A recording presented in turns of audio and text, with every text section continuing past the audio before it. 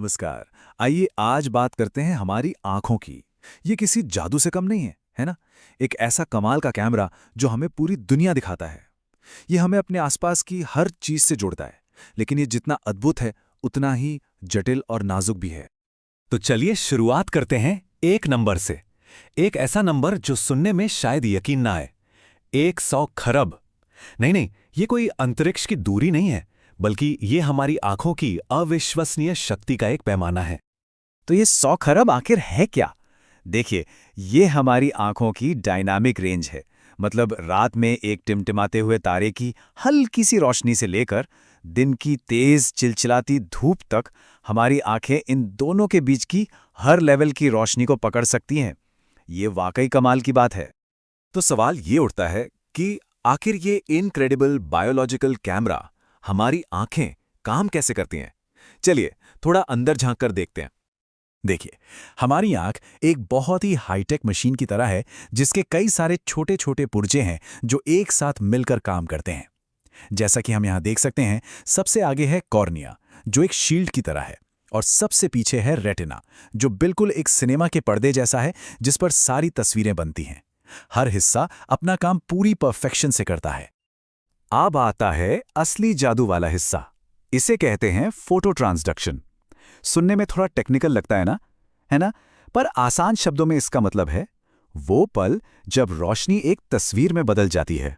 जैसे ही लाइट आंख के पिछले हिस्से यानी रेटिना पर पड़ती है, वो तुरंत उसे एक इलेक्ट्रिक सिग्नल में बदल देती है, और बस यही सिग्नल हमारे दिमाग तक पहुंचता है और हमें सब कुछ दिखाई देने लगता है। लेकिन देखिए, जैसे हर कीमती और कॉम्प्लेक्स मशीन का ध्यान रखना पड़ता है, हमारी आंखें भी वैसी ही हैं। ये नाजुक भी हैं और कई चीजें हैं जो हमारे देखने की शक्ति के लिए एक खतरा बन सकती हैं। हकीकत तो यह है कि सैकड़ों तरह की बीमारियां हैं जो हमारी आंखों को प्रभावित कर सकती हैं, और ये दुनिया की सबसे आम मेडिकल कंडीशंस में से हैं। कुछ तो एकदम से पता चल जाती हैं और कुछ धीरे धीरे बिना बताए हमारी नज़र को कमजोर करती रहती हैं। इसीलिए इनका ध्यान रखना बहुत जरूरी है। तो फिर ये समस्याएं आती कहाँ से हैं? वजह बहुत सारी हो सकती हैं। ये हमारे जेनेटिक्स, हमारे डीएनए में हो सकती हैं, या फिर बाहर के माहौल से जुड़ी हो सकती हैं, जैसे सूरज की यूवी किरणें। कभी कभी वायरस या बैक्टीरिया का इन्फेक्शन हो सकता है, या फिर डायबिटीज जैसी कोई दूसरी बीमारी हमारी आंखों पर असर डाल सकती है, और कई बार तो वजह का पता ही नहीं चलता। लेकिन अच्छी खबर यह है कि आज मेडिकल साइंस के पास कमाल के तरीके हैं। डॉक्टर अब हमारी आंखों के अंदर तक देख सकते हैं और किसी भी प्रॉब्लम को बहुत जल्दी पकड़ सकते हैं, और आंखों के मामले में जल्दी पता चलना सब कुछ बदल सकता है। और यहीं पर यह बात बिल्कुल फिट बैठती है, रेगुलर आई चेकअप करवाना। बस ये एक छोटी सी हैबिट हमारी आंखों को आने वाले कई सालों तक हेल्दी रख सकती है। ये बिल्कुल एक प्रिवेंटिव शील्ड की तरह काम करता है जो हमें बड़ी परेशानियों से बचाता है। तो जब हम एक आई एग्जाम के लिए जाते हैं तो होता क्या है? सबसे पहले तो डॉक्टर हमारी पूरी मेडिकल हिस्ट्री के बारे में बात करते हैं। फिर वो एक चार्ट पर अक्षर पढ़वाकर हमारी नज़र टेस्ट करते हैं, जिसे स्नेलन चार्ट कहते हैं। और सबसे ज़रूरी, वो फंडस परीक्षा से आंख के पिछले हिस्से मतलब रेटिना और ऑप्टिक नर्व को करीब से देखते हैं, ये जानने के लिए कि अंदर सब ठीक ठाक है या नहीं। और मान लीजिए अगर जांच में कोई समस्या निकल भी आती है तो भी घबराने वाली बात नहीं है। आज के समय में हमारे पास हर तरह की प्रॉब्लम के लिए ढेर सारे सॉल्यूशंस मौजूद हैं। इलाज का तरीका इस बात पर निर्भर करता है कि समस्या क्या है। छोटी मोटी दिक्कतों के लिए चश्मा या कॉन्टैक्ट लेंस से ही काम चल जाता है, लेकिन कुछ ज्यादा गंभीर मामलों के लिए एडवांस तरीके भी हैं, जैसे कि medicated eye drops, laser treatment और यहां तक कि सर्जरी और इंजेक्शन भी। एक उदाहरण लेते हैं ग्लूकोमा का, जिसे हम आम भाषा में काला मोतिया भी कहते हैं। इसमें इलाज स्टेप बाय स्टेप होता है, मतलब बीमारी किस स्टेज पर है, इलाज उसी हिसाब से तय होता है।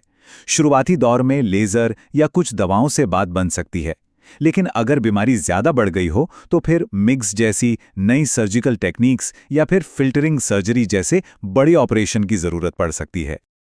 और इलाज का ये जो स्टेप बाय स्टेप तरीका है, ये हमें आंखों की देखभाल के एक बिल्कुल नए तरीके की तरफ ले जा रहा है।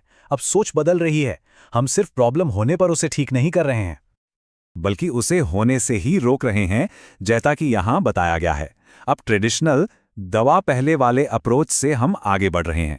अब जोर इस बात पर है कि ज्यादा प्रोएक्टिव बना जाए। मतलब समस्या के गंभीर होने का इंतजार करने के बजाय शुरुआत में ही जरूरी कदम उठाए जाएं। और इस नए सोच का, इस नए अप्रोच का मकसद बिल्कुल साफ है। कोशिश ये है कि लोगों की दृष्टि को ज्यादा असरदार तरीके से और ज्यादा आराम से बचाया जा सके, ताकि लंबे समय तक उनकी आंखों की रोशनी बनी रहे। तो ये सब हमें एक बहुत ही पावरफुल और होपफुल सवाल पर लाकर छोड़ देता है। सोचिए, जैसे जैसे ये प्रोएक्टिव केयर या जल्दी इलाज करने का तरीका हमारा नया स्टैंडर्ड बनता जाएगा, तो भविष्य में हम आंखों की रोशनी जाने से कितना बचा पाएंगे। शायद हम एक ऐसे कल की तरफ बढ़ रहे हैं जहां नजर का धुंधलाना गुजरे जमाने की बात हो जाए। इस जानकारीपूर्ण यात्रा में मेरे साथ रहने के लिए बहुत बहुत धन्यवाद।